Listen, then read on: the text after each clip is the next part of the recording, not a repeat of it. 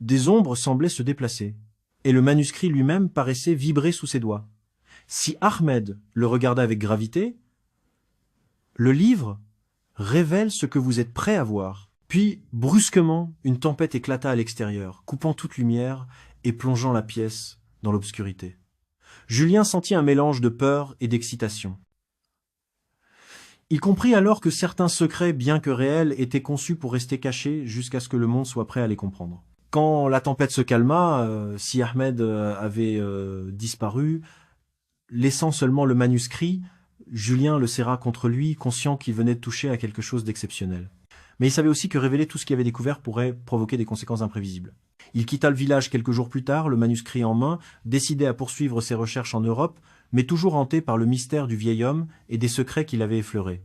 À son retour, Julien publia quelques travaux sur les cartes anciennes et les explorateurs oubliés, mais il garda la partie la plus mystérieuse du manuscrit pour lui. Certains passages, il savait, étaient trop dangereux pour être rendus publics.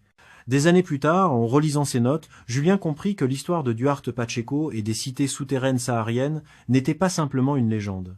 Des fouilles archéologiques récentes confirmaient certains détails précis que seul le manuscrit pouvait contenir. L'érudit marocain, si Ahmed était peu, être l'un des derniers gardiens d'un savoir oublié, un lien fragile entre le passé et ce que l'humanité n'était pas encore prête à comprendre.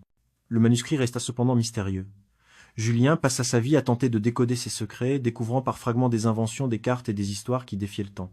Il devint clair pour lui qu'une partie de la vérité demeurait toujours inaccessible, perdue dans l'ombre des siècles, mais que le simple fait de savoir qu'elle existait changeait profondément la vision du monde. Ainsi, le manuscrit de l'oubli resta à jamais un pont entre le réel et l'impossible, entre l'histoire connue et celle que l'on n'ose pas révéler. Ceux qui le cherchent encore aujourd'hui, dans les bibliothèques ou au fond des déserts, poursuivent le même rêve, toucher l'inexplicable, comprendre l'inconnu, et peut être un jour franchir la frontière de ce que l'humanité est prête à savoir.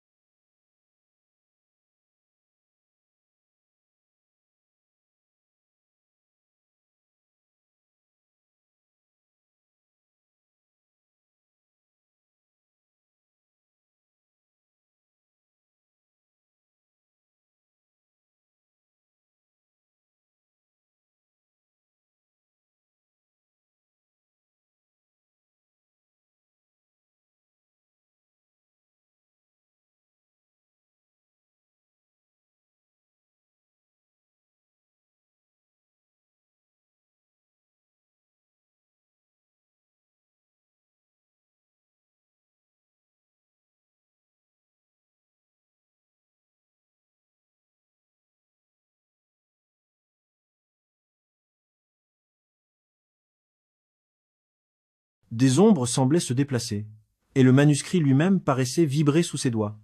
Si Ahmed le regarda avec gravité, le livre révèle ce que vous êtes prêt à voir. Puis, brusquement, une tempête éclata à l'extérieur, coupant toute lumière et plongeant la pièce dans l'obscurité. Julien sentit un mélange de peur et d'excitation. Il comprit alors que certains secrets, bien que réels, étaient conçus pour rester cachés jusqu'à ce que le monde soit prêt à les comprendre. Quand la tempête se calma, si Ahmed avait disparu, laissant seulement le manuscrit, Julien le serra contre lui, conscient qu'il venait de toucher à quelque chose d'exceptionnel. Mais il savait aussi que révéler tout ce qu'il avait découvert pourrait provoquer des conséquences imprévisibles.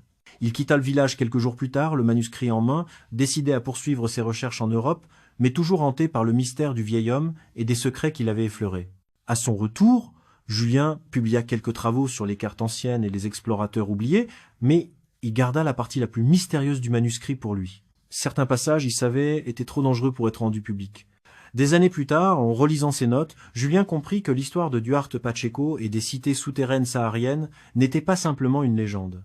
Des fouilles archéologiques récentes confirmaient certains détails précis que seul le manuscrit pouvait contenir. L'érudit marocain, Si Ahmed, était peu être l'un des derniers gardiens d'un savoir oublié, un lien fragile entre le passé et ce que l'humanité n'était pas encore prête à comprendre. Le manuscrit resta cependant mystérieux. Julien passa sa vie à tenter de décoder ses secrets, découvrant par fragments des inventions, des cartes et des histoires qui défiaient le temps.